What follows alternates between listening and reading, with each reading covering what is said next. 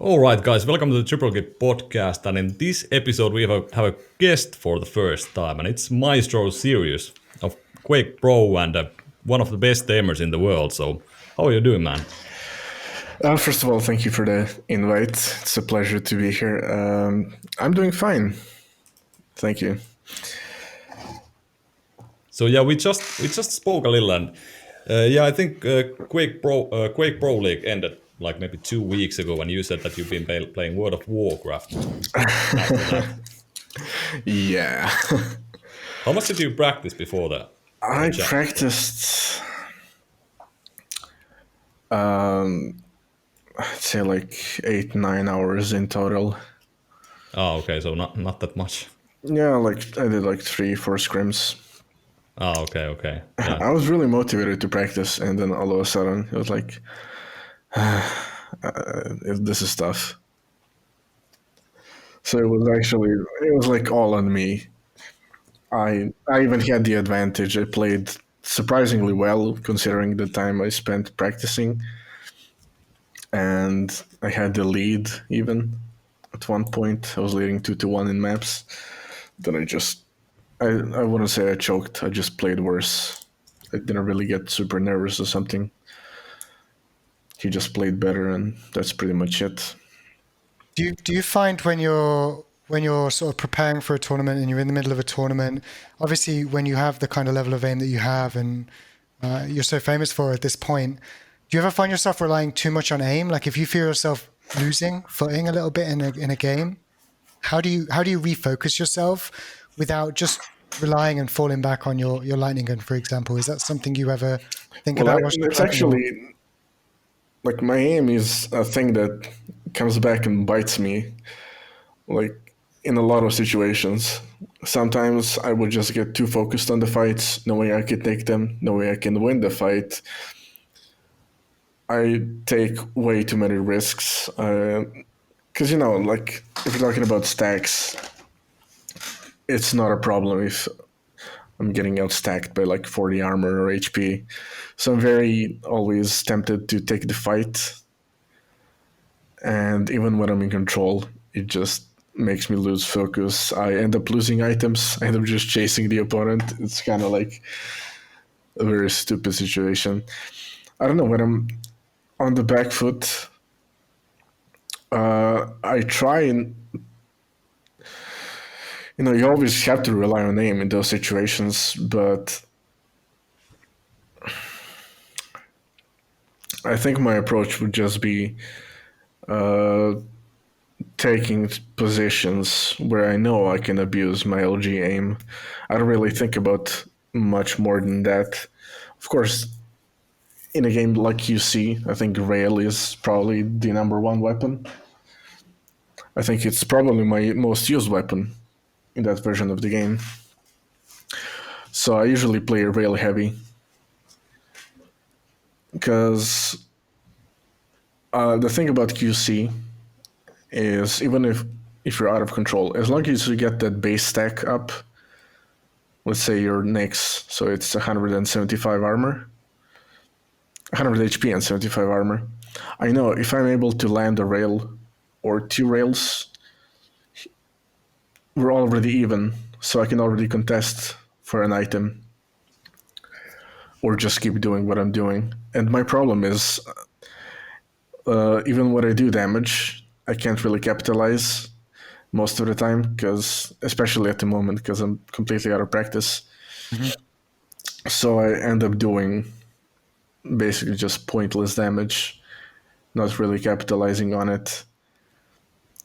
No, I get too focused into playing safe, hitting rails, but in the end, it's just like if I'm not taking items, if I'm not using the damage I do to reposition, I'm not really doing anything.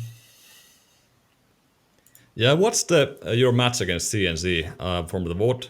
And the Awoken game was, in my opinion, like it was super close, and I think there was like it was you were very close to winning, and I think that one mistake that you had when you rocket jumped to Mega at I think it was 5-5 or something 4-4.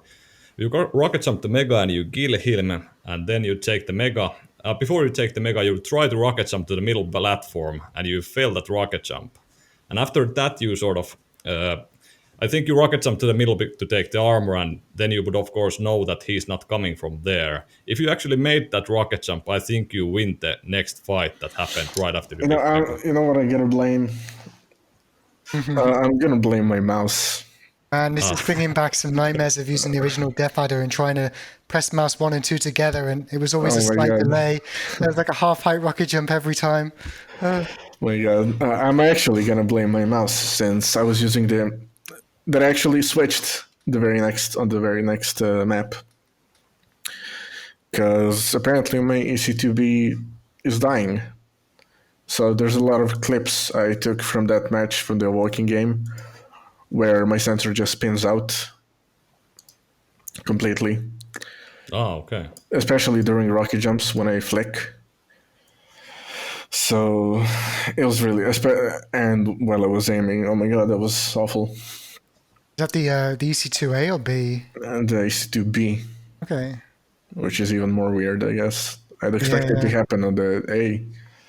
I know like the first release of the B had issues, and then it was fixed shortly afterwards, but yours has been working fine for ages, right? So, Yeah, it's been working perfectly for like 2 years.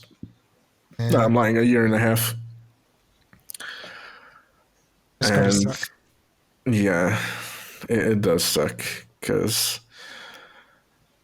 I really liked that mouse and it felt great to actually play with it. But you know, it's my Death Adder when I'm not using the Death Adder.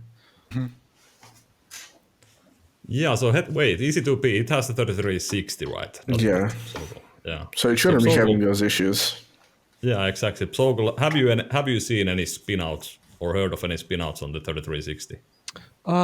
No, I mean I remember back when the EC2B and EC1B came out, there have been reports about spinouts which were way below the malfunction speed of the 3360.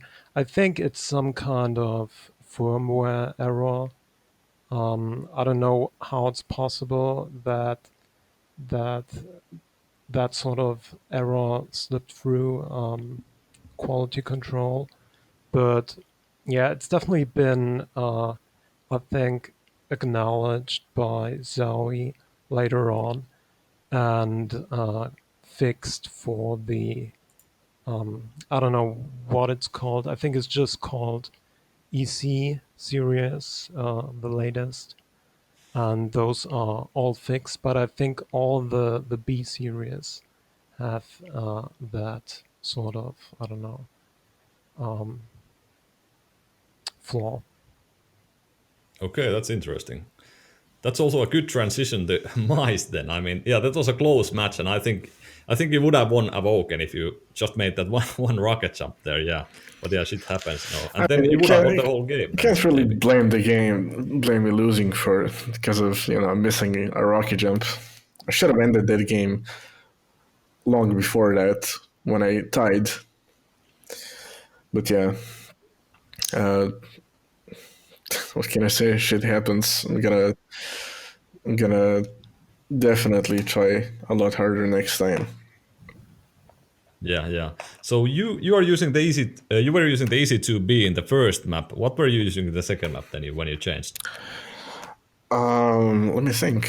How many Like, mice do you have on your desk? 1, 2, 3, 4,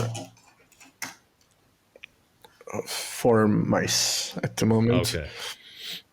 I had 5 a few days ago, but Yeah, the casters made a joke at some map change or something that you have like 5 desks and they don't know what mouse you're using because you have like five mice at your desk. I thought it was a joke, but I guess it was like a fact, you know. But so which mice do you like? Which are your like actually, top the mice at the mouse I moment? used. Let me just check if I can actually say which one I used. I know for me, if I'm changing mice ever, Okay, okay, go. I can since I know some people wrote about it on Twitter. So I got this mouse like 6 months ago already. It's from Razer. The Avalon. the Avalon. Yeah, because it's one of the few Games Quake champions, at least when we first got it at the time, where it was working flawlessly. Yeah, it actually was. So yeah, that's kind of been like my. Whenever I'm not feeling it, I switch to that mouse. But I think it was like in the moment, I just grabbed the first thing. I didn't really put much thought into it. When you have a choice of 5 mice, I wouldn't really think about it. Run me through the process here, right? Because EC2B and Avalon, I mean, the size difference aside, I know you're quite like me, where you'll change your sensitivity within a game just to make you feel a little bit more comfortable. But when you're swapping from a Zowie to the Razer, you've got the changes in the liftoff distance height. You've got the changes in the DPI that it's output. Do you have like mental note of like the accurate DPI of each mouse that you're swapping to? So you No, not really. I mean, I know about Razer, I think. I know about the 3389. I think actually PZOGEL told me about it. Yeah, it DPI has. is like Yeah. 820 instead of 800. I don't really remember anymore, but I didn't really put much thought into it. I didn't even change my settings or readjust. I just kept on playing. I was super focused into just trying to play well and calm and collected, and I didn't really bother with settings at all. I actually played the whole series on settings that aren't necessarily the best for me. Yeah, because I remember Because there's a famous Quake final, right? Was it Toxic or Cypher that changed mouse in the final? He had the fully custom one as well. So no, that was actually both of them did.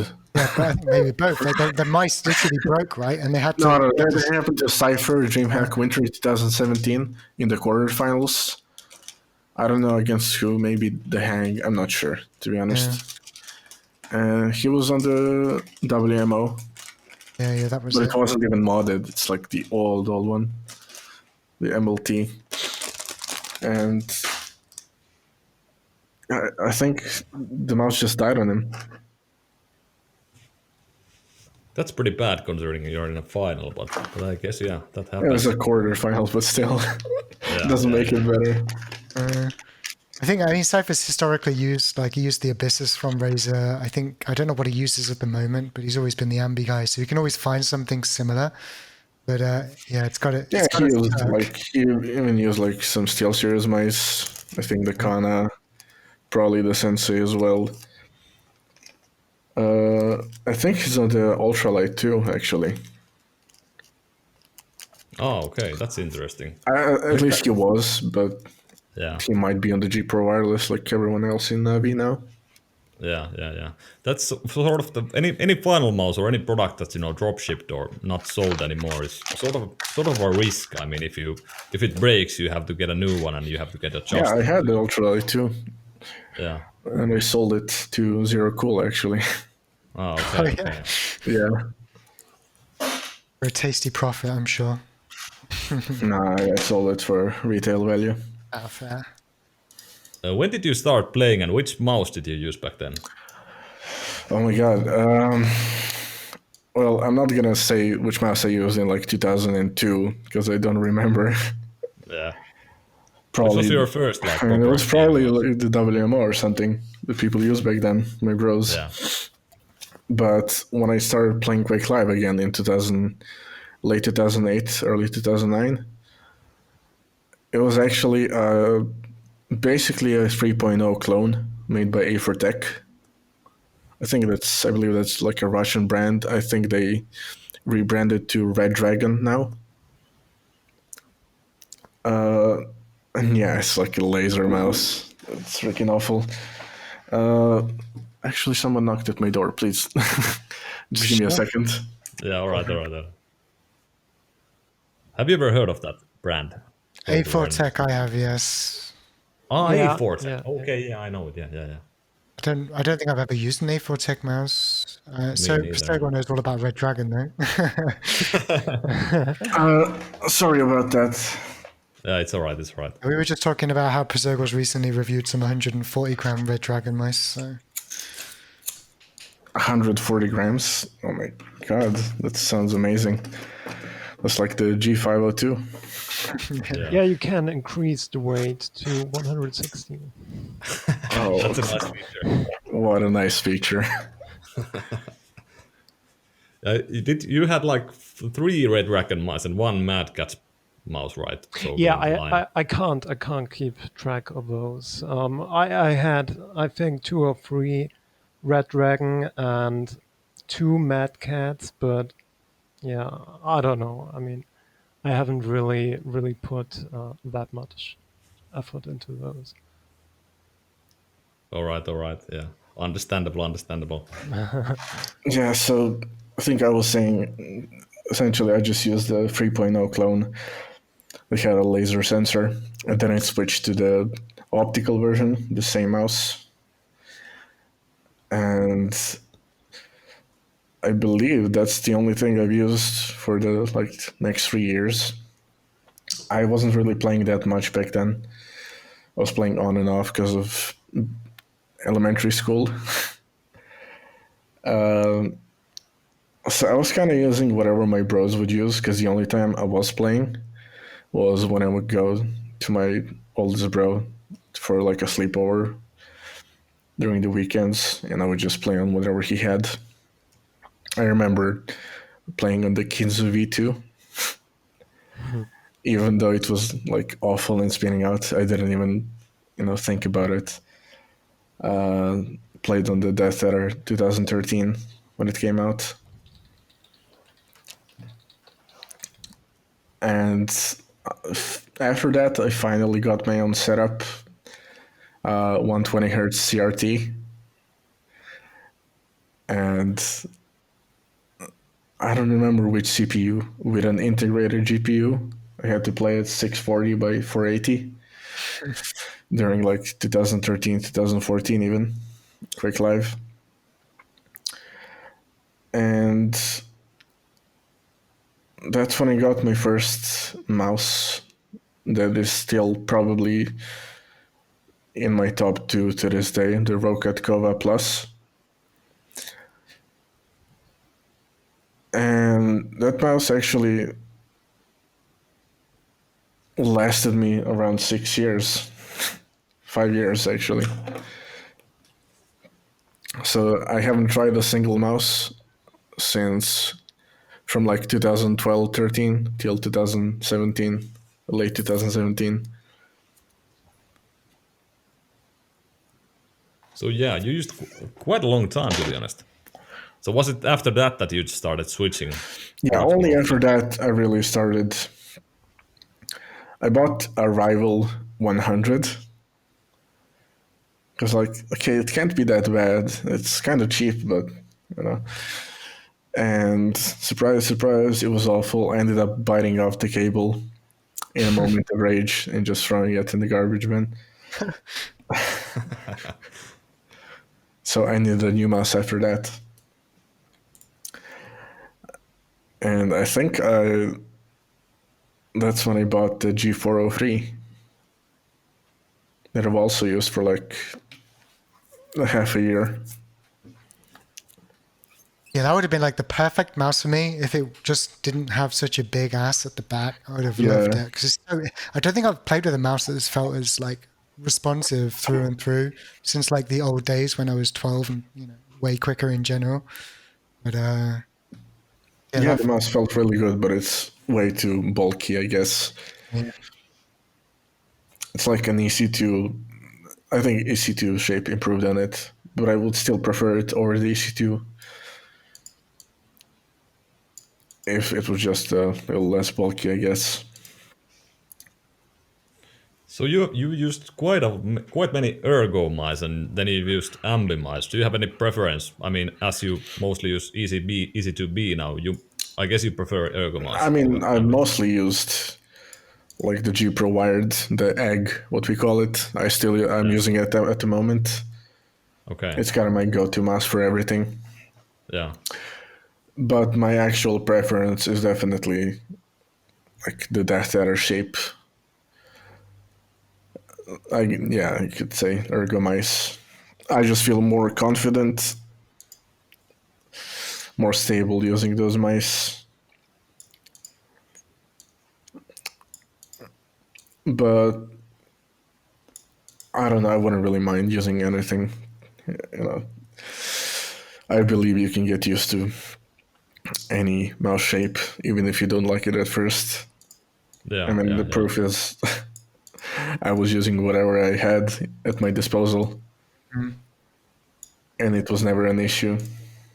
So I mean, nowadays the sensor generally is stupidly responsive. It's hard to buy a bad mouse.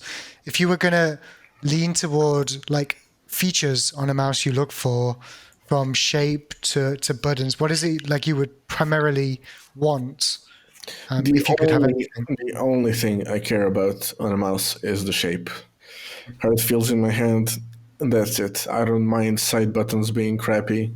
I don't mind mouse 1 and 2 being crappy. I don't mind the scroll being happy. As an I was a Zowie user, so if I could stand that scroll wheel, I think I can use any other. Um, yeah, the only thing I look for is shape. Of course, it has to have like a decent cable, but then again, like I think every mouse nowadays has a decent cable. They even started paracording cables, and even the rubber cables are pretty amazing. Like on this G Pro wired, it feels better than all of my other paracorded cables. So, yeah, I don't really care about anything but the shape, as long as that's good. You know, I'll be Confident. confident in aiming with it. Have you tried many wireless products? I've only really tried the G Pro wireless, and that's just because of the Logitech sponsorship. Otherwise, I Okay, would okay. probably never buy the mouse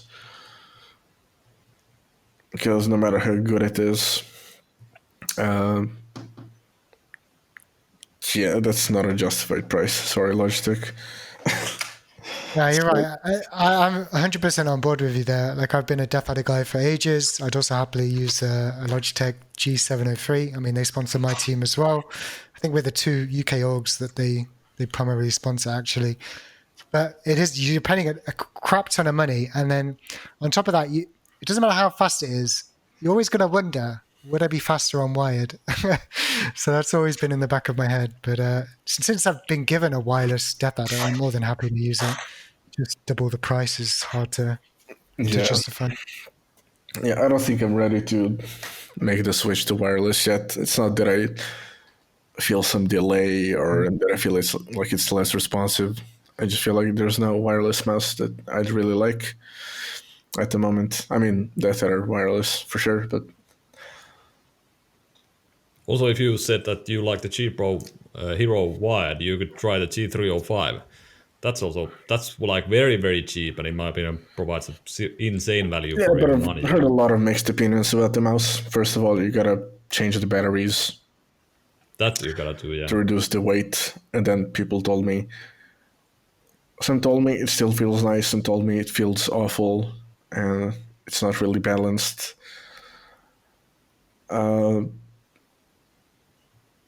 I don't know. I just never bothered to try it. I tried it only once, and it was the default one. It's like 100 grams, I think, with Yeah, I the think that default battery. It's crazy. yeah, the default battery one is quite bad. I switched to lithium ion AAA battery quite fast, and it's quite good in my opinion. I mean, the G203 at least, I think it's an upgrade over that one.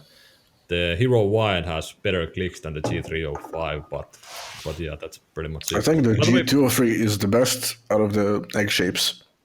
That's a It light feels, sync one, right? yeah, yeah, it it's feels not better than my G Pro Wired, the expensive one. okay. It probably feels better than the G305.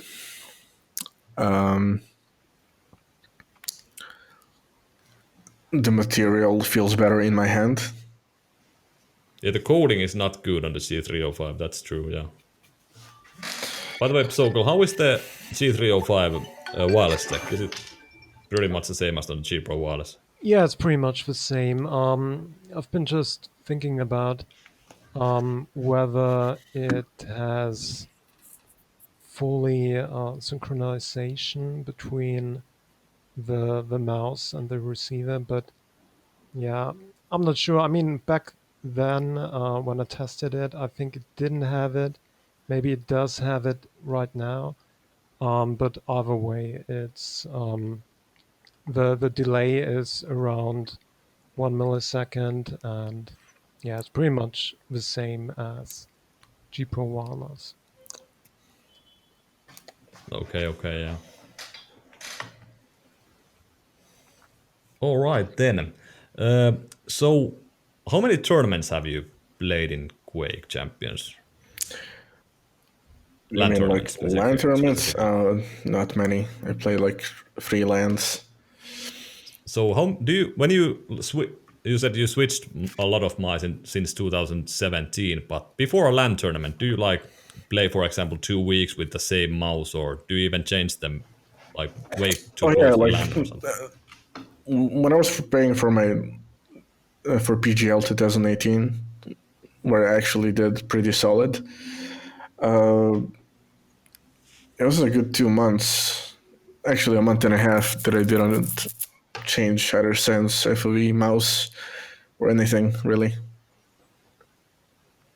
There was a period where, from like August 2018 till December, I didn't change any settings.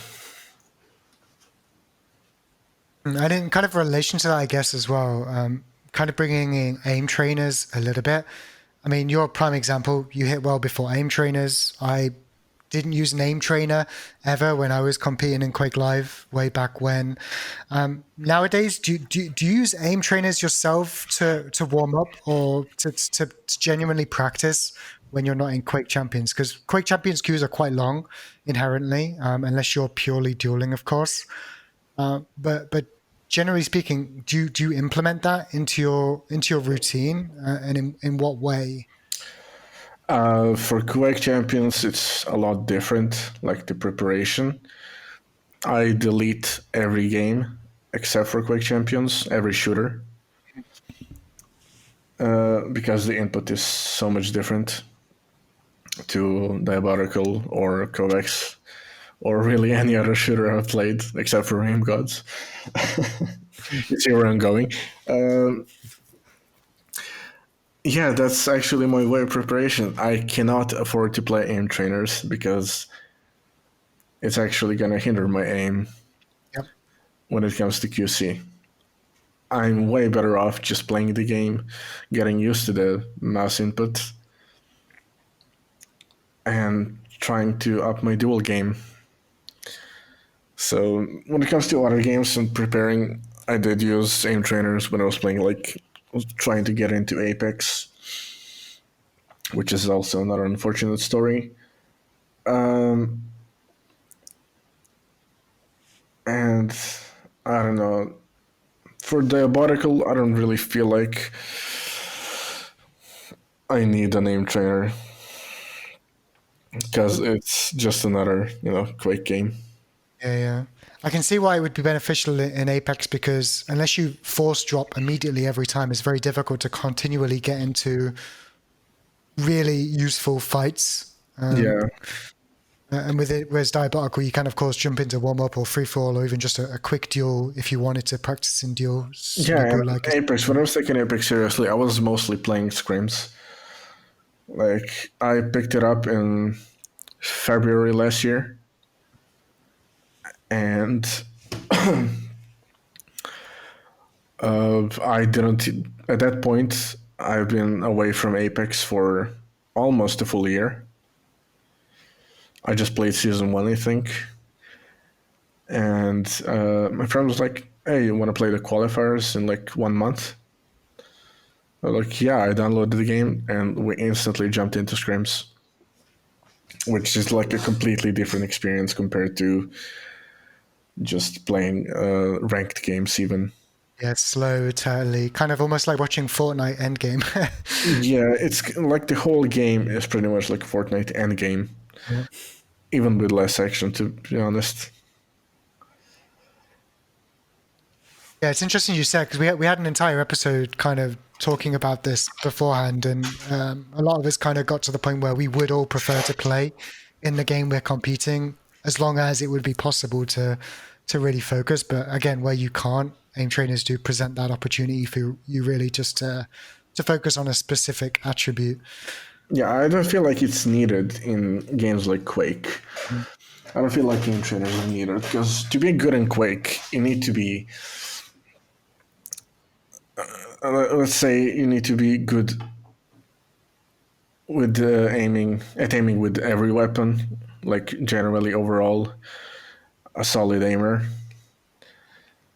But when it comes to games like Apex or CS or Overwatch, which are a lot more aim heavy in a sense that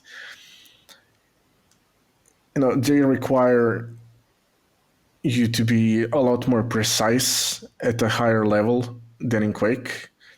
Like CS:GO players, people like to say CS:GO doesn't really require aim, of course, and that it's all angle holding. But if you look at all the CS:GO players when they try other games, they usually perform a lot better than Quake players.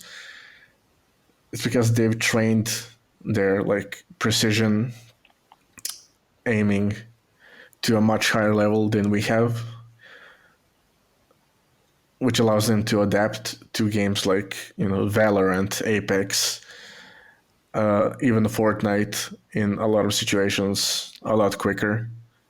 Whereas in Quake, you just need to be decent with the weapons. While my point is, in CSGO, you have to be amazing. Yep.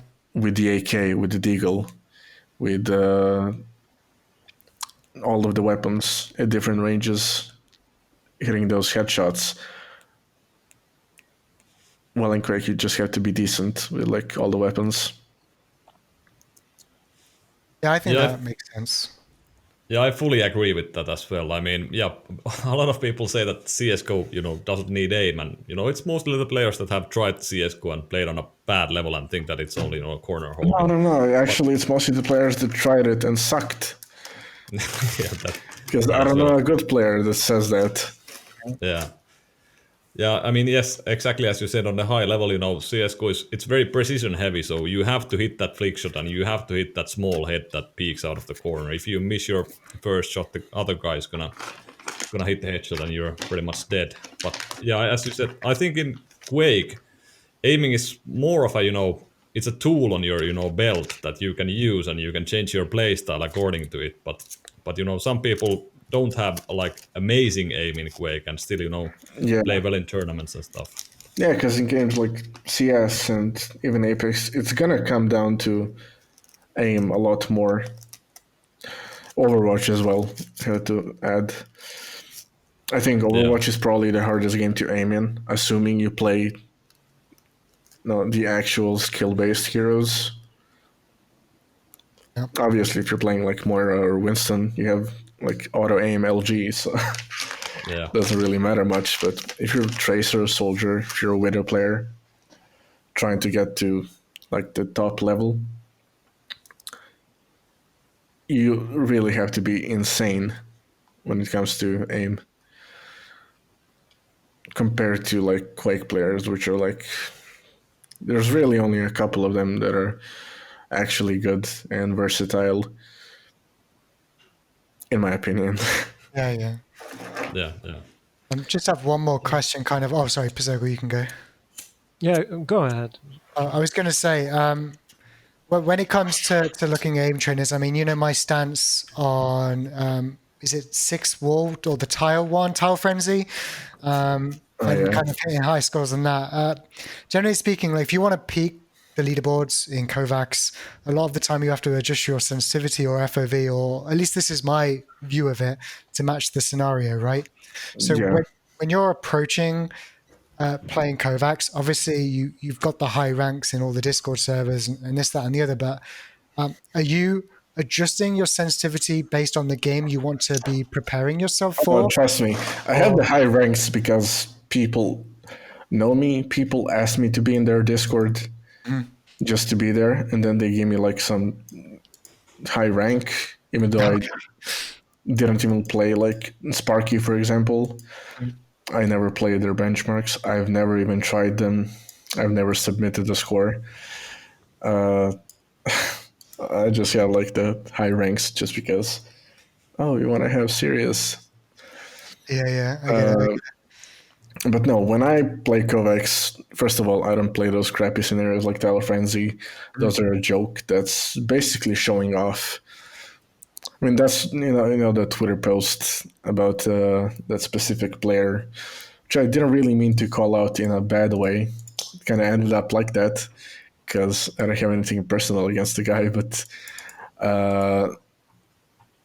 people. It's to me, it's misleading people into wasting their time as well, since you have so many players. I have to say, young kids that look at those videos and think, "Oh wow, this is cool. I should invest the next 500 hours into doing this so I can be as good as him."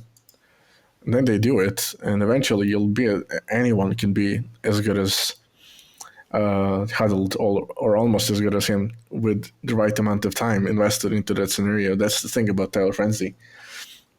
It's all about grinding it. That's the thing that takes away from the skill.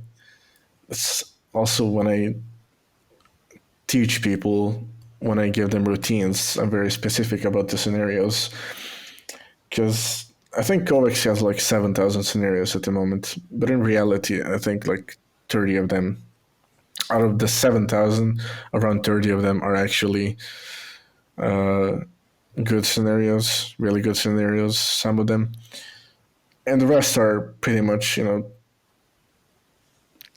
time wasters like Tower Frenzy, just something to play on the side and have fun. And Yeah. the problem is a lot of people don't know that. And a lot of people just play whatever. They look at the videos, they find something impressive. And that's where a lot of the comments come from. Like, I played KovaaK for like 300 hours and I didn't improve at all. And it's just because, first of all, they don't practice properly. Like you said, they like to cheese scenarios, they like to change settings from one scenario to another, like sensitivity and FOV, just to make it easier instead of playing on something consistent. Well, So that's it, right? Because yeah, it's about how you practice, and that's what is valuable about, let's say, getting taught by you to learn how to aim, or following an actual good aim training tutorial. It's the way you practice, and that's why top players on every game ever have become good at the game, is because they practice in the right way rather than just mindlessly. yeah, exactly. That's what I like to teach people, and that's what I tell all of my students. Even the routines I give, they're usually just 1 hour long, and you spend like with only like a couple of scenarios where you spend 10 to 20 minutes on each, so you don't actually overplay it. Because my logic is, I see a lot of people. Some don't listen to me. Some students I've had, and I give them a scenario that they're really bad at or something, and they message me like the next day. Oh my god, I already improved. Look at my score. And I asked him like, how much did you play? I said, I grinded this for like 12 hours straight, Yeah, despite me saying only play this 15 minutes a day. And you'll see progress eventually. And it's not just mindless grinding. But nah, sure. yeah, And to me, it's all about the approach, knowing how to practice properly. And then just finally on this similar kind of topic, I know I keep going in front of PZOGEL, but do you talk about like mice hardware stuff when you're looking at aim training routines? I know you can improve with the hardware you've got no matter what it is, but obviously some people will always be limited by a 60 hertz screen to a certain extent, for example. I mean, I do give advice to people when they ask me. They start telling me about their mouse addictions and mousepad addictions because everyone has that nowadays. And they can't decide a mouse. And they ask me about refresh rate as well. But, I don't like to give any input and tell them exactly what to use. I just kind of tell them how I feel about the situation, how I would approach it myself. Obviously, if someone is on 60 hertz, that's obviously going to be a huge, like, nerf compared to even 120. So I would value upgrading that over anything else. Sure. Yeah, about time training still, I mean, these days there are a lot of, a lot of young guys that they don't really play any other game. They just, they just grind KovaaKs and try to get good scores in scenarios, and they even grip their mice in a weird way that no one would ever grip their mouse in that way in a real kind of game where you are actually trying to shoot some moving targets, or you have to like make 90-degree turns or 180-degree turns. So what do you think about like that? Is it a waste of time in your opinion? The Of only grind, course, Yeah. of course, it's a waste of time. How much would you like? How much, for example, let's say that there's a student that comes to you that he wants to get good aim in Overwatch. How much do you usually like recommend him to? You said like 1 hour of KovaaKs. Do you recommend him to play, for example, 2 hours of Overwatch daily, or is it only aim training that you Okay, sort of? so it depends on which game they come from, but for Overwatch, I usually give them something very short, something more so like supportive to play instead of like fully focused on aiming. Because they play Overwatch, they have free for all in Overwatch, they have aim arena in Overwatch. It's a much better aim trainer than KovaaK itself. So I tell them to play that. If you're an Overwatch player and you come for aim training and you want to grind KovaaKs, that's already like your first mistake because you're already playing an aim trainer with abilities. Yeah, just go McCree or a Tracer and just Just go play ham. Soldier, just play Widow, just play Tracer. The thing is, I've had a lot of Overwatch players that come to me for aim training, and I ask them like, "What do they play?" And they're like, "I play Lucio, I play Zarya." Okay, dude. Like, what do you want to aim train? I want to train my projectiles with Lucio.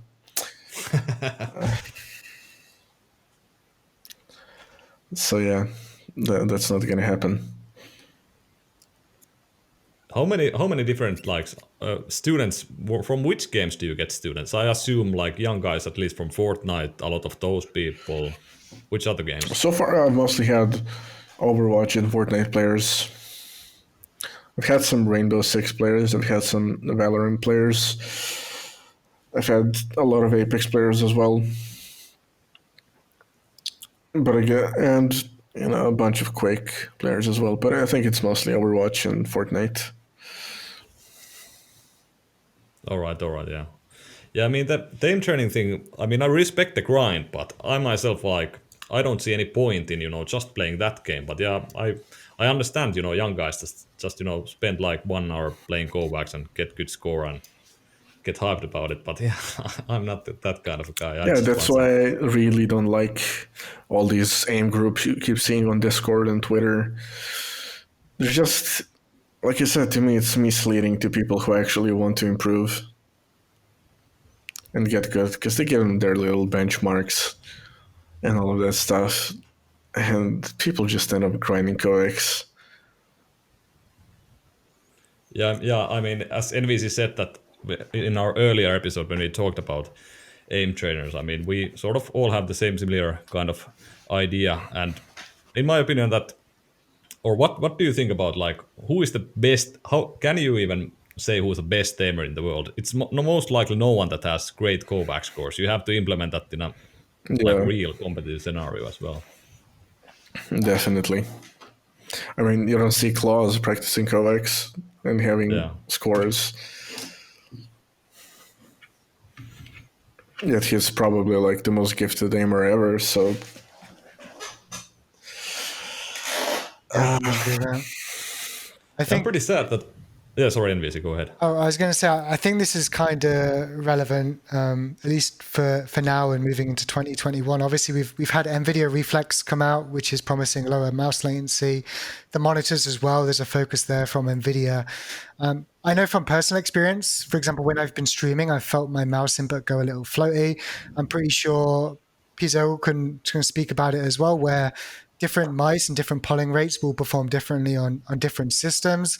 Have you ever encountered a situation where your mouse just does not feel right? It feels different, and what you've kind of done to rectify that? Have you ever played on a certain system that's just felt horrible, like at an event, or is it everything been smooth sailing for you?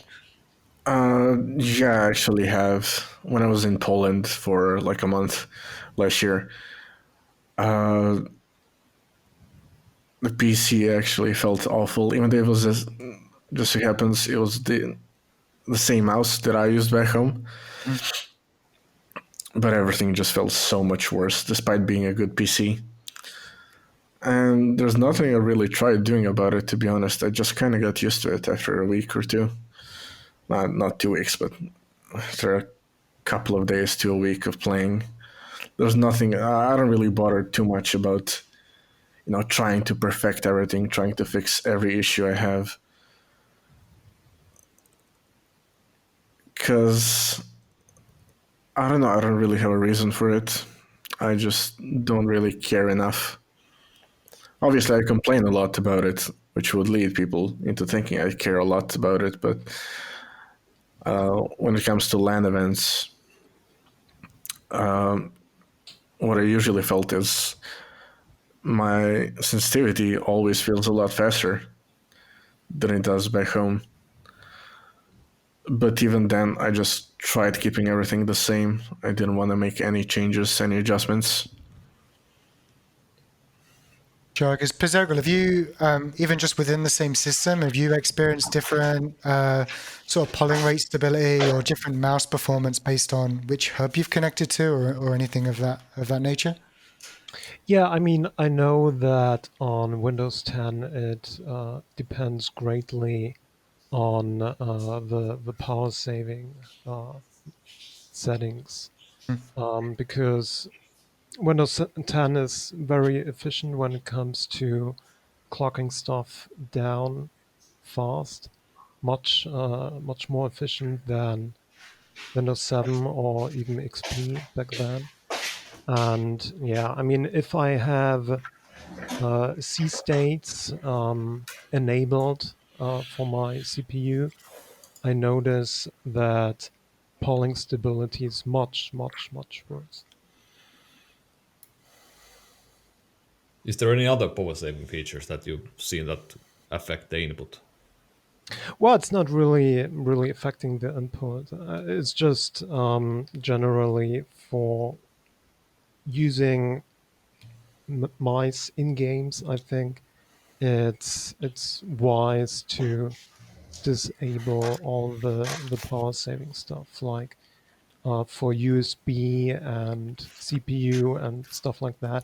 I would expect that in a LAN environment, all that stuff is enabled. However, so if it's about consistency, it's probably a good idea to leave everything at default. Yeah, it's definitely true. I used to work for a company in the UK. We used to host LAN events, and we hosted some majors as well. And the systems, we got to a good point with our systems that we had in our warehouses, because the copy of Windows that they would wipe the systems with when they came back was kind of optimized for that, because it was done by gamers. But a lot of times when you get a system coming directly from, let's say, ASUS sponsoring the event, or MSI that are sponsoring the event, the clean install of Windows that's just done across multiple systems simultaneously was just probably going to be, like you say, some default setup, which is going to be not exactly ideal. Sure. Just a question in relation to the tournament you just played recently, Series. Were you required to like broadcast your webcam to them constantly, or Yeah, I have. is that through like OBS, or how does that work if you're able It to was see? through like voice call on Oh, in the okay. browser. I don't think it affected my performance. Definitely didn't feel like. However, Yeah, yeah. it's QC, so it kind of just always doesn't feel. It never feels good. Yeah, I was just curious because obviously in the pandemic at the moment, there's like no LAN events, and I'm seeing events that are happening everywhere with webcams being shared. Some people in other games are streaming their gameplay to some server, so the production I team mean, can. it's basically what we're doing now, except with the webcam enabled. Cool. All right, fair enough. By the way, so you started from Quake Live. Which one do you prefer, Quake Live or Quake Champions? Two. Is that an actual question? That's like saying which one do you prefer, Camis, COD 4 or Modern Warfare 2? I never played Yeah. Modern Warfare 2, so I guess God 4. Uh, actually, maybe not that bad. Modern Warfare 2 was a lot worse. Quake Champions isn't Yeah, it's not not nearly perfect, as but bad. Yeah, I've I heard like prefer a lot COD of 4 to all of those games that we just mentioned, but bring us I mean, back. yeah, I definitely prefer Quake Live. However, there are things I really like a lot when it comes to Quake Champions. I think the champions are a great idea. Mm. I think it adds, even though you can say a lot of the things take away from the depth in Quake Champions, they also add some sort of depth to it, to the game. I think people overrate it, but definitely just adds something. So yeah, I think the champions were a great idea. I think the tribal was an awful idea.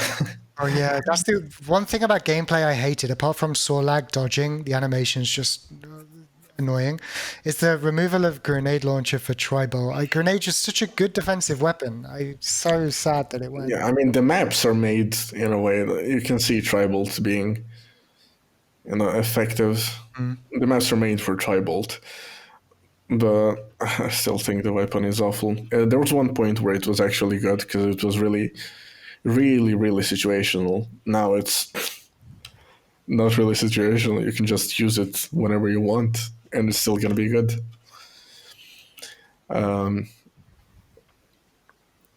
Like there are, there's something wrong when people literally use tribal over rail in a lot of the situations. Sometimes tribal over LG. Oh yeah, if you get the range on it, it's just perfect. So much damage burst immediately. Yeah, for me, Quake's just always been ahead of its time, right? It doesn't matter which Quake you look at. It's been saved by the community, but if you put that aside, every single Quake release, like Quake 3, no one could run it at the start. Everyone could eventually run it. Then it was fixed with all the mods. Quake 4, no one could run it at the start. It was limited to 90 FPS. Then again, it was fixed with all the mods. Quake Actually, Champions has not really had that opportunity, but it's still like, as time goes on, people upgrade their systems and the game slowly gets optimized. It's got to the point where performance is actually not that bad. It's just some of the other things my about it. performance is actually great in Quake Champions. Yeah, yeah, same. And fun fact, Quake 4 actually ran at 63 FPS at Oh first. yeah, it did, didn't it? And then they upgraded it. Yeah, Yeah, it was awful. yeah.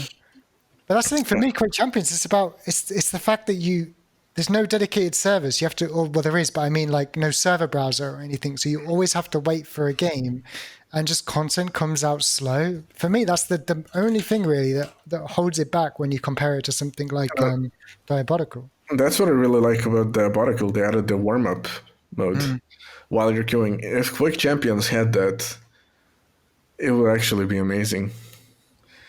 Because it also gives streamers something to do, like in between all the long queues. And even if you just want to play some Quake, you just jump into a warm up mode.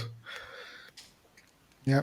And I actually like shooting normal shaped models as well. That's one thing that it's kind of grown on me in Diabolical, and I can appreciate how it's like a constant where it doesn't matter where you're shooting the eggbot, it's always the same. But I kind of like shooting normal sized humans, if that makes sense. Actually, that's something I prefer in Quake Champions. I like the diversity of champions. and what it brings when it comes to. I think it's not executed well since everything is just easy to aim at in that game.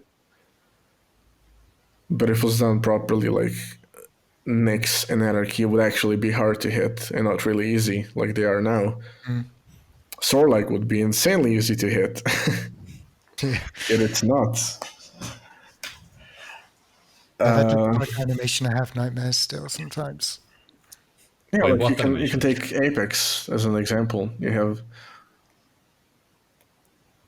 like Wraith that is like really difficult to hit, but then you also have Gibby and Caustic that are not like overly easy, but they're like they should be. In Quake Champions, it's kind of all over the place. You have Galena, who's harder to hit than most light champions. You have Sorlag, that's the hardest to hit out of all the champions, despite being a tank, a heavy champion. Then you have Athena, who's easier to hit than like Keel and Sorlag. Despite being a light champions, it's really like all over the place.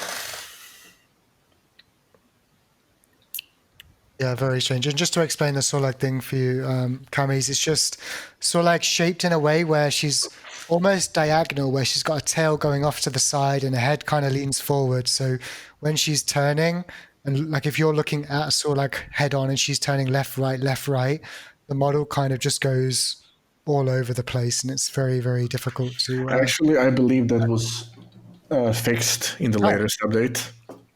I then I think may have to watch. Sorlag is a lot better at the moment. That's what I've heard. I've played a bit after the update, but I don't remember meeting that many Sorlags. Maybe that was the reason. People just stopped playing because, oh, I can't abuse this retarded mechanic. Yeah.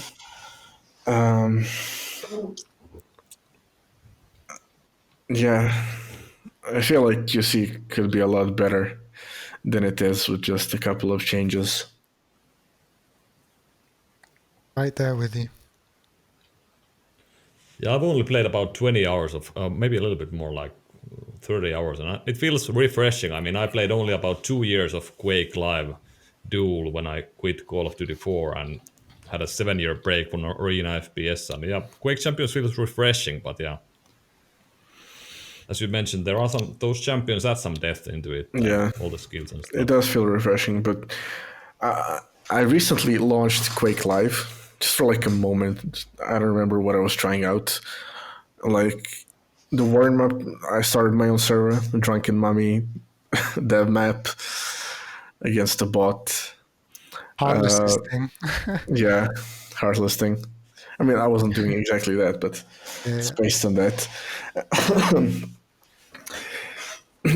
And all I could think about was,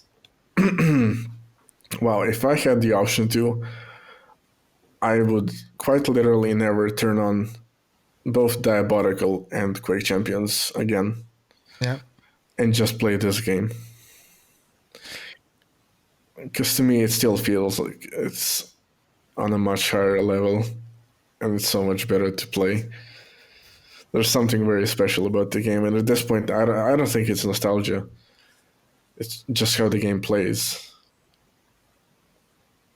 Yeah, I think it's best Quake for sure. People always say Quake 2 or Quake World or whatever, but I think Quake Live has everything you could want. It doesn't have the stupidly shaped hitboxes of Quake 3 where everything was easy to hit, particularly in CPMA. They're cylindrical, it's smooth, and sometimes it's quite sad to think that Quake Champions was originally going to be Quake Live, like mod, like built on it. So, Yeah, the days. But I I like definitely Champions think of it's the days, the so. best. I definitely think it's the best Quake, and by far, I think Quake 2 is kind of shallow.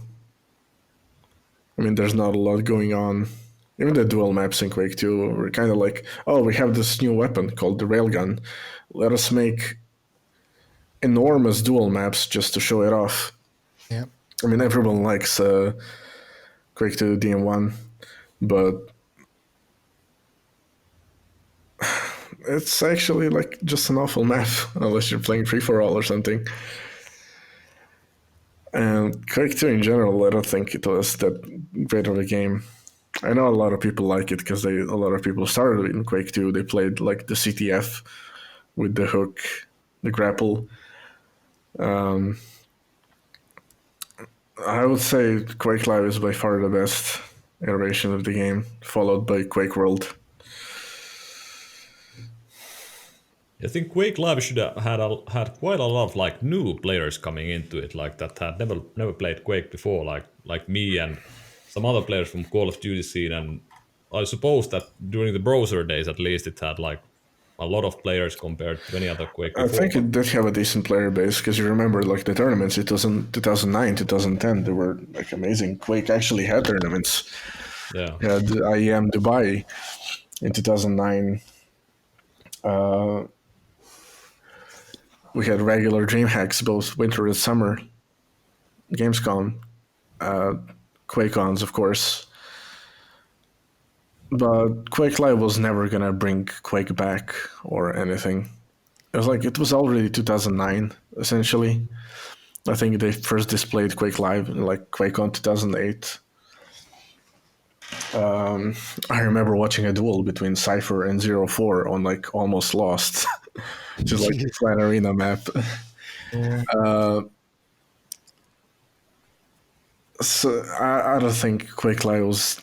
You have to look at it. It's 2009. Games are already coming out, like the new age of games, and what they're doing is just bringing back like Quake 3.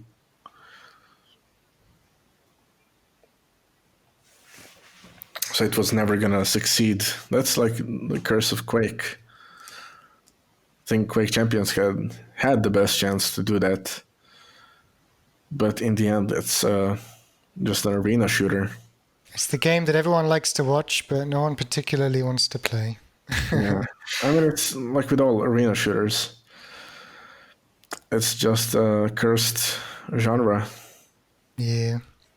I mean, Duel it's so hard to start. I mean, it's the beginning of starting, Duel.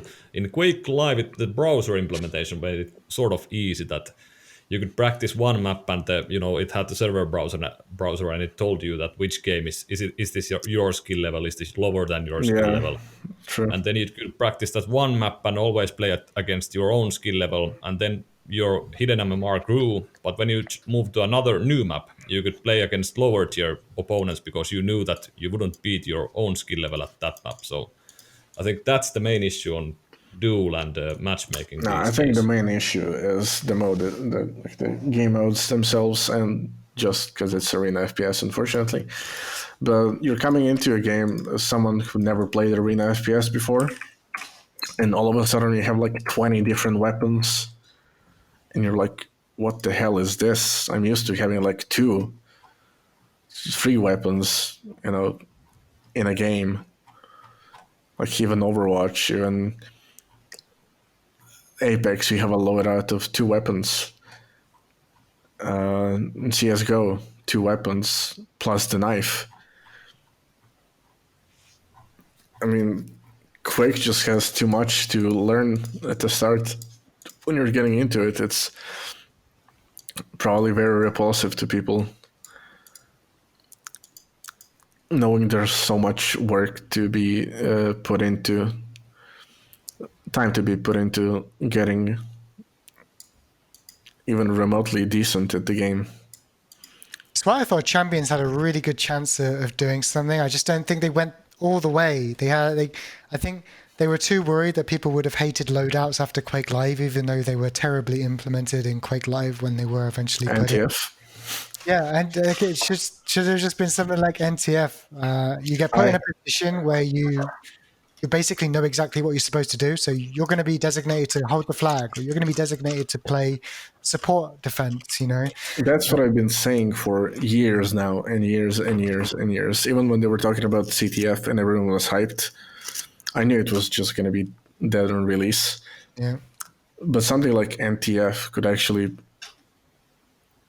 I don't know, it would bring a lot to the game. It would encourage a lot of newer players to actually try the mode. I think people would like it If not at first, then eventually. I think even in the Oracle, it would be a great mode to play. Yeah, I agree. You get all the benefits of something like Wipeout, where you don't have to think about too much stuff, and then with the added benefit of some actual strategy, with some very easy entry points into the map. I mean, obviously, you're still going to have to eventually learn how to move and do this, that, and the other, but at least you don't have to do everything. Yeah, and just have 2 weapons. Exactly. Yeah, I mean, Dreams. I don't. Yeah, I don't think I would have never got into Quake if when I played Call of Duty 4, our manager used to play Quake 3 on like I think UK national team or something, Gallo. TDM. Yeah, Dallo, yeah. And and he showed us like some duel matches from some tournament that was on when we were at his house, waiting to play next day on a LAN. So yeah, I fell in love with that like instantly. I saw that wow, that there is such a complex game that requires such many different kind of aspects for you to learn. Like Call of Duty has always been it's either flick shots or either tracking aim. There is only one of those two needed mostly, and then game sense is sort of here and there. It's more of run and gun kind of game. I'm a CS player by heart. I started in CS, so I mean, the game it was sense in COD revolves around just learning the nades and knowing what to do after you spawn, pretty much. that's It's mostly what. very shallow, I'd say, but it doesn't take away from the game. The game is still really fun to play. That's why I really liked Battalion. Oh, yeah. And to me, it's really a shame the game died. Especially, I think a year ago, they did a huge overhaul of the game. I don't know if you tried it ever since, but the game had a lot of issues on release. It ran really bad.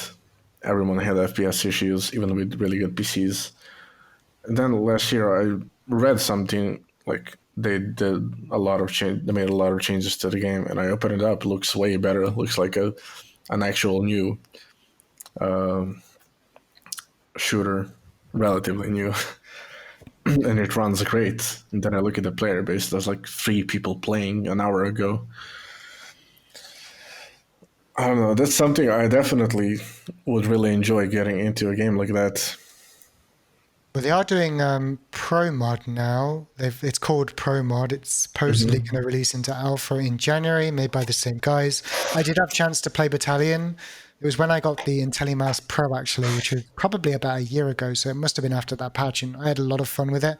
But yeah, just at that point, it was too little, too late. But Yeah. hopefully they'll learn all the lessons. It's the same team working on it. They know exactly what they want to do this time.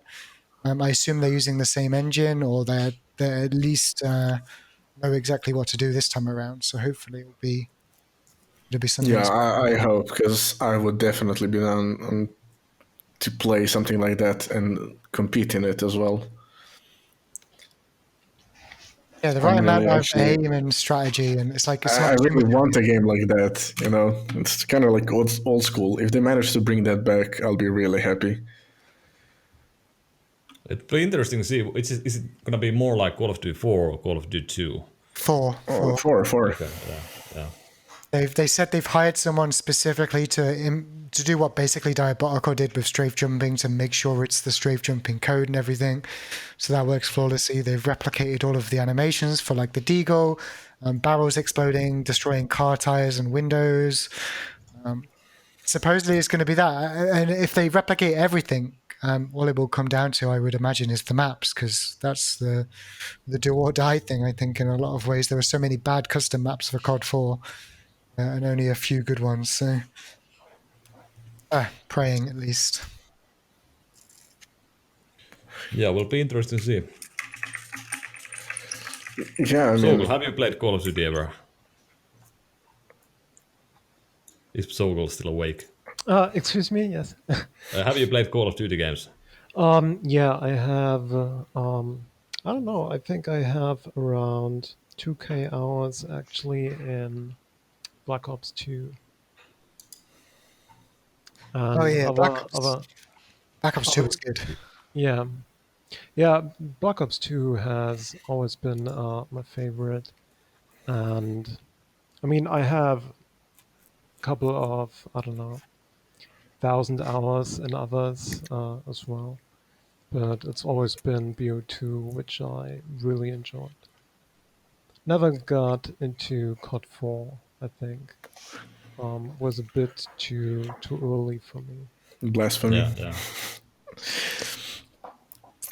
I don't think I've played a Call of Duty game since the actual campaign, the single player. I haven't played it since COD 4. Yeah, I think Last I Call played of a lot. Duty I tried was Warzone. I think I played just one game. That's it. Before that, I played Blackout, which I really liked, but in the end, it just really died after a month, 2 months. Yeah, I mean, with Call of Duty, I think it's somewhat similar to Quake, actually, that at some point there have been really good entries in the series, like Quake Live and COD 4 and Black Ops 2. And ever since, every new game coming out has that insurmountable issue of having to compete with those games, and it just can't be done. They can't surpass those games and the memories people have of those games. And it's just I don't know. I mean, it's the same for me personally. The newer card games, I try them like 5 minutes and give up, and that's it, and go back to the old ones. I mean, it could be that we're just being, boomers, but I genuinely think like the quality degraded so much compared to those older games. It's as much as it's kind of a cliche to say that, oh, games were so much better back in the day. Saying Yeah, that but as a they 22 year really old. are. Yeah, They they really really are. are. I mean, I mean, if I hop on Quake Live right now, it'll have perfect performance, impeccable mouse input, and everything just hits and it just works. Like rockets hit, rails hit, LG hits, everything hits, and it just works. And if I play Quake Champions, that's not the case. If I play Diabolical, it's not the case. Reflex, Xonotic, I don't know. Doesn't matter which one it is. None of those really compare to Quake Live, and it's just I mean, difficult to justify playing anything I think else. the main issue with Reflex is they made it just a CPM Yeah, instead CPM. of a Yeah, weaker free, yeah. The game which itself is which a great, lot. but Yeah, it's yeah, great, amazing netcode, amazing. Everything feels so right in that game, except they took away from it because they made it. They didn't make it weaker free, Yeah, which I honestly in think if my they, opinion is just a superior physics.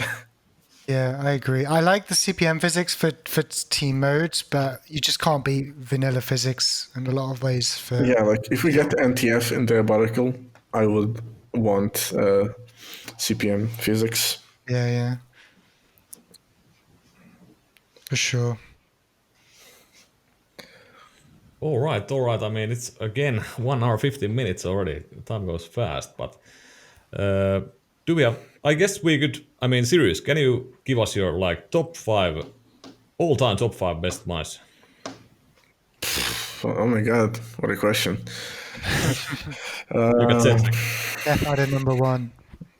Number two, number three as well. um, nah, I have to give number one to my dear Rocat, Kova. They're still my favorite brand when it comes to gear. Both the keyboard and mice and mouse pads. Just a question. Now you've mentioned Rocat. Did you ever own the Arvo keyboard that used to time items for you when you pressed a button? Did I what? There was a Rocat Arvo keyboard where you could I press had it. I certain had that keys. same keyboard. I Oh still man, have it. Yeah, you could press a button and it would tell you, like, it would count down to when armors. Yeah, they have like 3 macro keys at the bottom. My bro uses it for his like work PC. Not the work, like the testing PC where he tests other people's uh, rigs. And yeah, I've used it keyboard also for like 5 years, 6 years even. I never used the feature. I just remember it had like a Raiden voice. Sounded really funny to me, but yeah. So rock at number 1. Yeah, I think like when it comes to mice, I think like Kone is amazing. The Kova is amazing. Have you tried the newest, the Burst Pro? No, I haven't yet. Burst Core, neither. No, I need to get my hands on that mouse as well.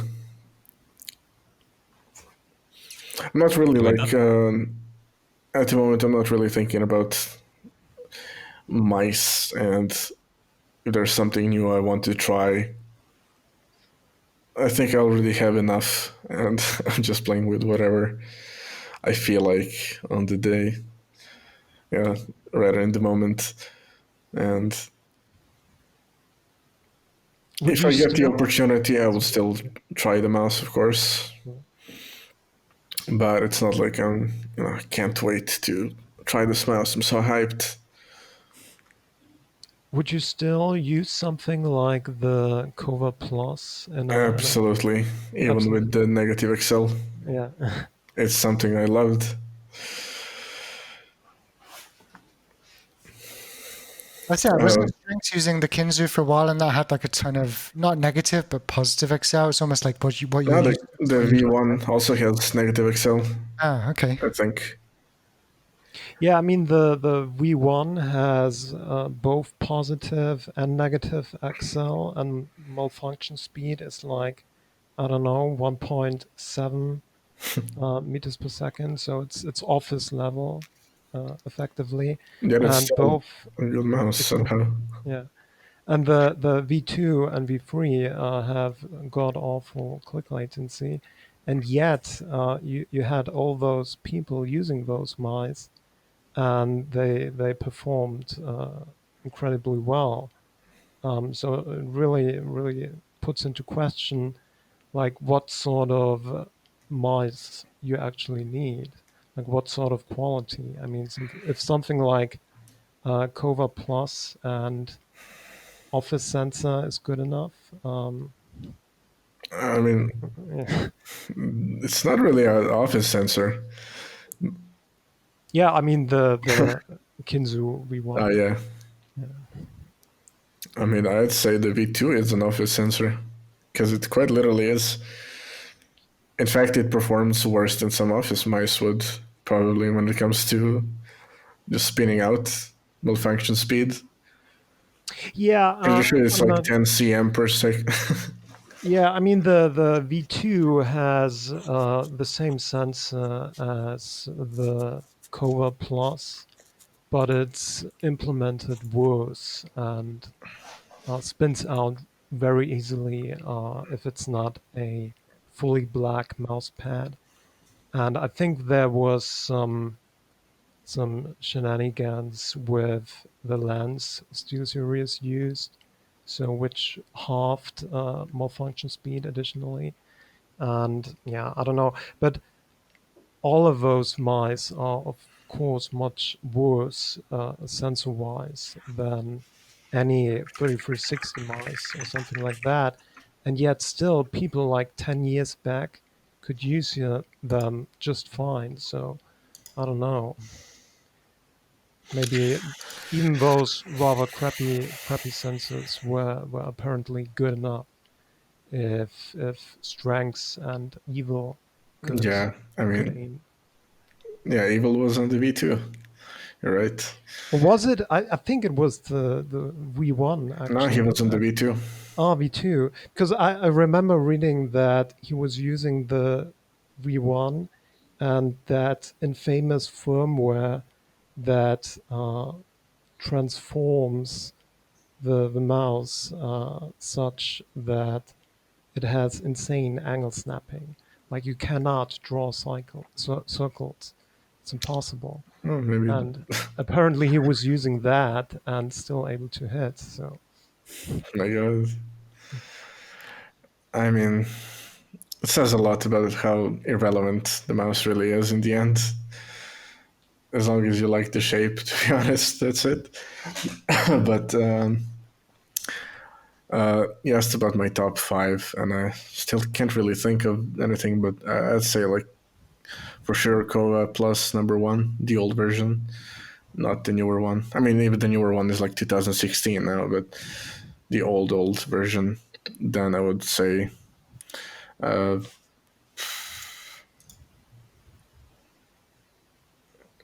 Adder 3G. Oh man, I still wonder to this day, was it the mouse that I remember so fondly, or the time of me aiming with the mouse? Because, some good memories using that. I think that mouse has, like, its best coating. I've been asking for a glossy side mouse with a matte top forever on anything remotely shaped. You get the grip on the side, but without too much grip on top, so you can still do adjustments without it sticking to your hand. Yeah, exactly. I'd love to see that, and like a new Death Adder mouse. At #3, I'd have to put my G Pro wired, the egg. Actually, I'm lying. The G100S, because it's just like the egg, but a superior shape slightly, with flat sides. I'm sure Lincoln and Winds would back me up on this. #4, I'd have to say there's so many mice, man. It's really hard to think of like a top 5 list. There's just way too many to choose from. Go for top 3. Maybe the EC2 shape if I had a 4 would definitely be the Nixius Rebel, which is basically a Sensei. yeah, but it's a bit smaller. Personally, I actually No, think it's the not. Rebel. It's not Yeah, smaller. it's like, I don't know, like half a centimeter or something like that. It's not much, but it's somewhat between Sensei and Kana.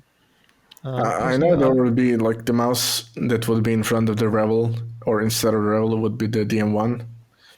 Yeah, the DM1 is very, very close to Sensei. I think because it's just a Rebel, but with a bigger hump. bigger hump, which is what I like in ambidextrous mice, and a superior sensor, in my opinion, at least for my taste. And I think 3389 is still my #1. Yeah.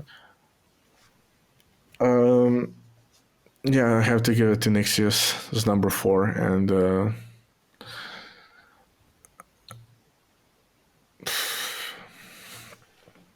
as #5, I have to say the ZA13. Didn't they just recently put a B? Let's say ZA13B because it's just an improved version, but they're essentially the same mice. It just has a better cable and a better weight and a sensor, obviously. But I don't mind the 3310. I actually like that sensor a lot. For some reason, the sensor really feels great when I'm using like 400 dpi, 500 hertz polling rate. It was the same with my FK2. And I actually have it on my desk at the moment. I just switch to it sometimes. It's weird you should mention that because I have an unopened white EC2A here with the 3310, and I've been thinking about maybe trying it, but it's hard to justify when the EC2B I have here has the newer sensor, but maybe I'll give it a go. I don't know what the technical differences are really between them, but I mean, I can imagine the white one has better coating, since I really don't like the default Zowie coating. I like the mice, but It just feels so off. It's like in between glossy and I don't even know what, but I would rather just prefer full glossy, which is why I really liked the Revel. I think companies need to start making glossy mice again. They do. They just, for some reason, put it everywhere rather than strategically in the right places for some reason. I don't know. It's not the same type of gloss. Like the Zowie coating is just weird. I can't even explain it. I'd much prefer like full mate or just full glossy. Yeah, yeah.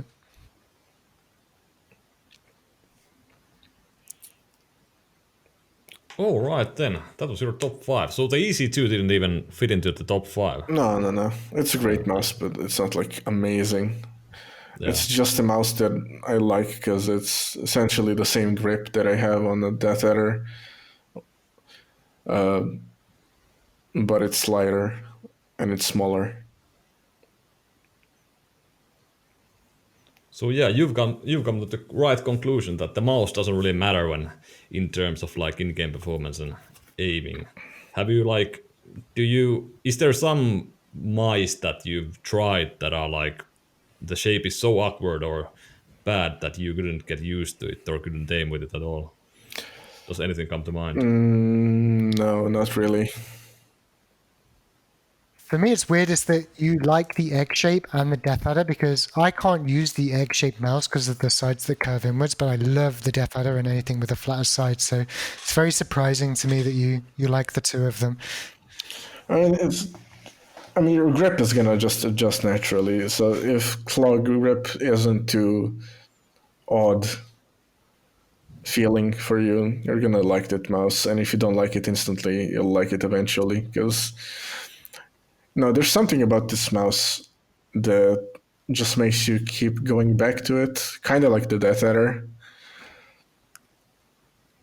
You find a mouse that feels a lot better for a while, but then you're like, something's really missing, and then you go back to the egg. I think it's might be overall the best mouse, the best ambi mouse ever made. I'm pretty sure every person would like it after a couple of days, and then you'd be like, "Oh my god, I can't really use anything else."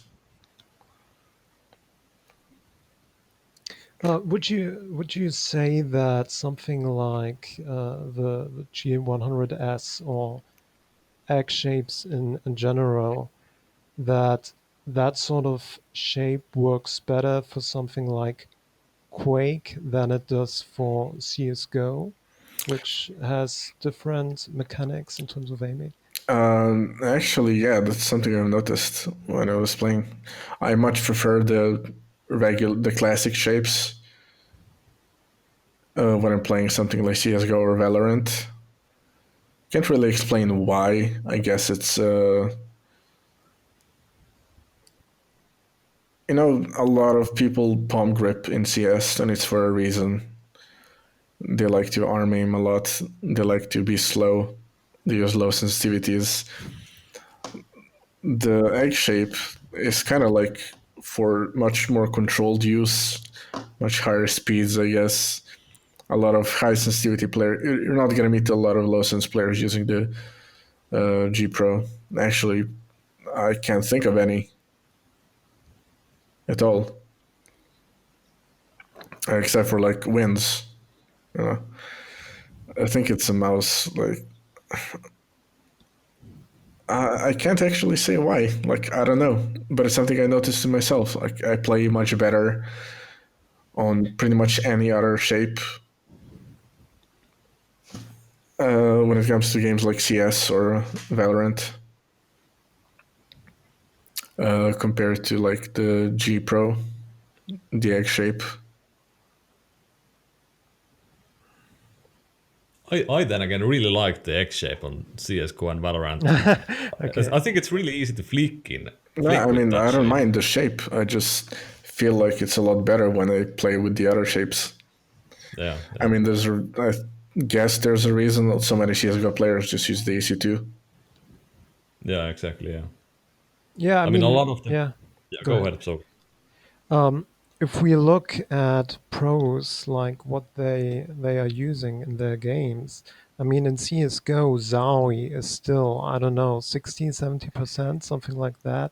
So if even if you exclude the sponsored players, it's still like, I don't know, at least above 50%. And then you look at Fortnite, and nobody's using Zowie, and it's Logitech or Final Mouse. And if you look at Valorant, it's again way different, and so on. So I've been wondering, maybe it really is, like, depending on which game you mainly play, there will be mice that work way better for people, and other mice don't work as well. Yeah, I mean, now actually it just reminded me, like when you mentioned CS:GO and non-sponsored players from Zowie. There's this mouse shape that I would put over the egg for me when it comes to favorite mice, and it's the diamond. G3 or free. Yep, Yeah, yeah. that's a mouse I love so much. Unfortunately, mine is just completely ruined, so I quite literally cannot use it. But I think that's the shape that felt really, like, out of all the ambidextrous mice, that shape felt most comfortable to me and most natural with how I grip, which is really weird because a lot of people hate that mouse. I think it's either gonna be your favorite mouse in the world or you're absolutely gonna hate it. There's like no in between. Well, I saw Cooler Master recently did a Kickstarter for their aim-pad keyboard thing with the analog switches. It really surprised me that Logitech didn't do something similar to bring back the 303 while Shroud was still using it, because I just feel like that way they would have printed the money, and at the same time it wouldn't have put them in at the point where they've made too many. Because as you say, it's like in the UK we would say Marmite. It's something you would love or hate. Yeah. It surprised me they didn't do a one-time sell. There has to be a reason in my mind. I just don't know what it is. I mean, all I'm gonna say is when Logitech asks me what I want to do with my custom mouse, I'm gonna tell them to remake a serious G303. It'd make a lot of people happy, I think. It can be wireless as well and lighter, like 75 grams would be fine. yeah, the G303 for me, I mean, there was like, who was it? Was it Shroud or some Yeah, big streamer and CS:GO player used it, and then a lot of people took it, and yeah, a lot of people didn't like it in hand, but yeah, as you said, that's if you like it, you love it, and yeah, I've then had you that hated it mouse in hand. since 2000, like since it came out. My bro bought it as soon as it came here. Yeah. It has also one of the best clicks, if I remember correctly. I think the clicks were insanely good on that one. So tactile and easy to actually. Good for CS, for example. I think the mouse overall is just really amazing, really high quality. It feels so much higher quality compared to other mice even nowadays. Like it feels premium. Yeah, was it first on your list, PZOGEL, when we did the top three or top what we did? Top three, yeah. Yeah, I did include it. Yeah. It's definitely one of my favorites as well. Well, I think that's what I hope for, honestly, in 2021 is, I mean, it's nice to have Logitech back kind of with the Superlight. They've been MIA for a little while. They've just been re-releasing the G Pro, the original one shape, and like a million different names and sensors and light sync and all this and that. So I'm hoping maybe we see a bit of a resurgence from them in 2021, and we see more than just the super light. Some old names, some new names. Maybe a more Death Adder like Ergo would be lovely. I got my eyes on them anyway next year, expecting big things. And speaking of Death Adder Ergo, actually waiting on a Intelli Pro.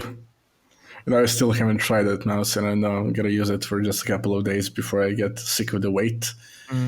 But That's it. That was it for me. I used it for a couple of weeks. I think I managed with it, but in the end, it's just the weight. I think I can open it up and take the little light diffuser out to save 6 grams, but it's so hard to justify using it when you've got the I Death mean, Adder. it kind of just got spoiled a bit by. If this was like 5 years ago, it would never question the weight. Exactly. So it kind of did get spoiled by all the newer mice, but it does feel weird going back to.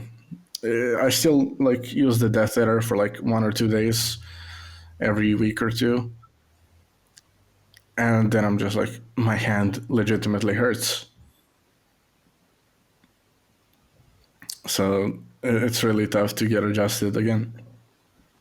Although I have the Elite, I didn't buy the V2.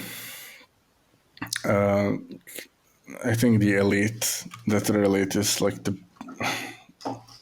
It has the best scroll wheel. It has the best clicks of any mouse ever made, and the most satisfying ones, and the nicest sounding. But I think I love every little thing about that mouse except for the weight. It's so off-putting. Yeah, I mean the Vita is basically they've removed the little rubber side grips now, so they're just not randomly going to fall off in the summer if you ever had that problem. Actually, no, I Okay. never had a single problem with the Death Adder. It still works perfectly. But that was the only thing that I had with my issue with my Elite. But the buttons are optical now, so they feel a little different, not quite as crisp as the Elite, but they're getting there. The side buttons are the same ones. The mouse wheel feels the same. It's ultimately a refined version of it. If you ever, I think it's like there's no flare on the right side of the mouse as well on the V2. yeah, that's been I'd say reduced. I could use either one in terms of that though. That never really bothered me in I the would first. definitely prefer that a bit more, but it doesn't really bother me as well. Yeah, Yeah, you but know, I might get the V2, the Logitech V2. I would love for Logitech to make a competitor shape. It's got to be the only one of the only few companies that haven't really made a competitor shape. All their ergos are different. They've got the 502, they've got the 402, the 403. I think the 502 as well would be a really amazing mouse. Like it feels really good. It's just like a Heavy. complete brick, and you can even add the weights. So it's like 140 grams with the weights. It's crazy. But if you made that mouse, even if you made it 90 grams, it would feel really good. I think a lot of people would start using it. Yeah, I think it's my favorite Logitech ergo personally. I could do without the thumb rest. Kind of what I think it was Dream Machines. They made the DM5 Blink, which is kind of like a 502 or a Basilisk without the thumb rest, but it's definitely I think it doesn't have a high back end. It's just a good solid ergo shape that's unfortunately still too heavy. A couple of questions to you, series from the chat. So, have you ever tried the Vaxi NP01 or the Endgame Gear XM1? The Endgame XM1, yeah, I still have it. I loved that mouse for like the first few weeks. Then I just got kind of. I don't think the shape is really good. I think the mouse is way too wide for me. You know, it's like one of the few mice that I just can't feel right. So I just stopped kind of using it. I still use it sometimes because, you know, at first it feels amazing. And I didn't get an opportunity to try the Vaxi. I would be really interested in trying out that mouse. It looks really nice. I actually really dig the old school look. And just looks like a really good shape overall. Yeah, And I mean, we there's another mouse that I've seen recently that really caught my interest. The Cooler Master MM720. I don't know if you saw that mouse. It's yeah, I think yeah, PZOGEL at least has. I think have you reviewed it, PZOGEL? I Yeah, I think I did, remember you. Yeah. and I mean it's a good mouse, like the sense and everything. But personally, I couldn't use it at all. Impossible. yeah, for me it's one Way. of the shapes that I really like because I use the Spawn. Ah, yeah, Actually, use the Hornet. yeah. With Uh, X, Yeah. Xornet, or I don't know how it's pronounced. yeah, Yeah, I hated that shape myself. I don't like it. I Yeah. loved it. I really loved that shape. So I was like, wow, this is actually interesting. They're bringing back a really old shape. Although I have to disagree with Rocky Jump Ninja and say this mouse is the mouse is way too light. They're getting way too light. I think there is a limit how heavy mice should be, or rather how light. And oh my god, they're going down to like 45 grams. Like to me, that's an instant no, thank you. Yeah, I think that's one thing, by the way, we didn't really talk about yet. So, what's the optimal weight for you, or which weight would you prefer? Something that's just it's not even about the weight. It's there's one thing I really liked about the Nixius more than any other mouse, and it's the weight balance, which is probably better than on any mouse, at least that I've tried, and by far better. The mouse was like 85 grams, but it pretty much felt like 65, 70, just because of the weight balance. Maybe I'm exaggerating, but it definitely felt like 70. It felt lighter than some of the light mouse. It felt lighter than my Razer Viper Mini actually, which is 62 grams. For me, it's like I don't really care too much about the weight. It's more about like the balance and the shape. Because sometimes using an awkward shape can make you feel like the mouse is heavier than it actually is. It all comes down to your grip and getting used to that.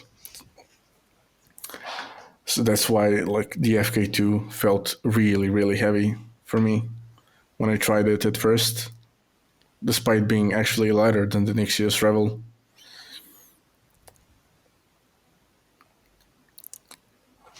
Yeah, I've So also tried a few mice that where they're getting so light to the point now where you can squeeze, or just when you're randomly tracking someone with lightning gun, you'll accidentally activate the side button because I mean it's that's just final mouse.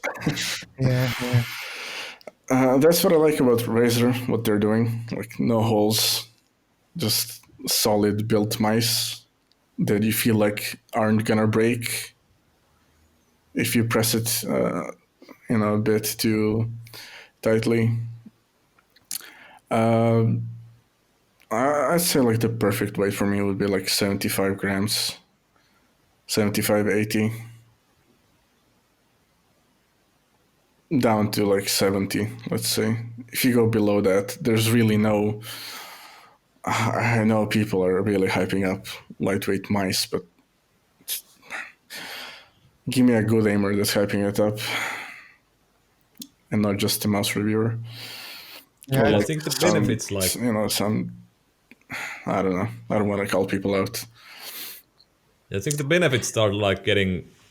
You don't benefit. I mean, we've talked about this many, many times, and we all sort of have a similar opinion that at some point, there is no benefit. For me, it's about 60 grams under 70 is like a sweet spot. It can be XM1 I weight, mean, and 60 grams is usable.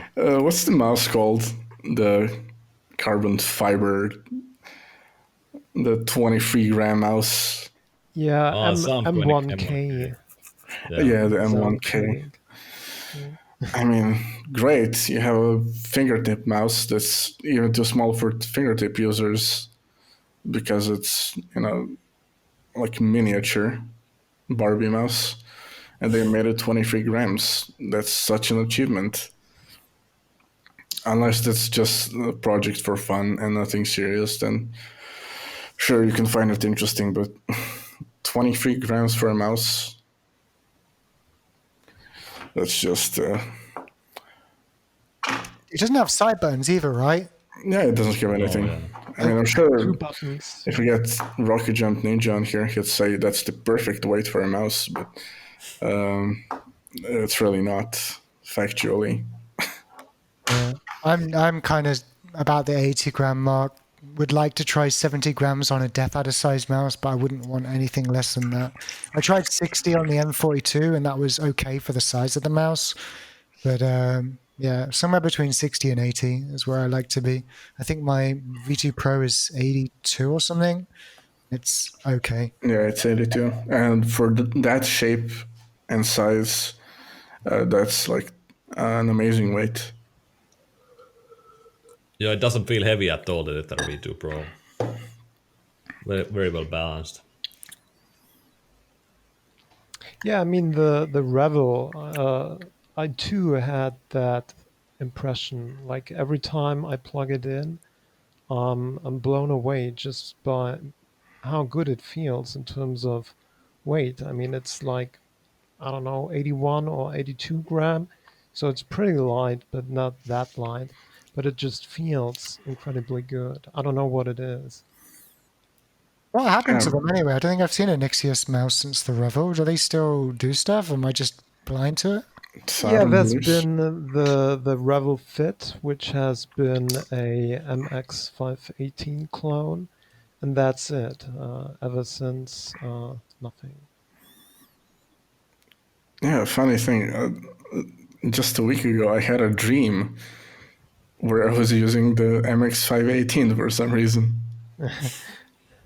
I don't know. It was the weirdest thing. And the morning after, I was actually curious.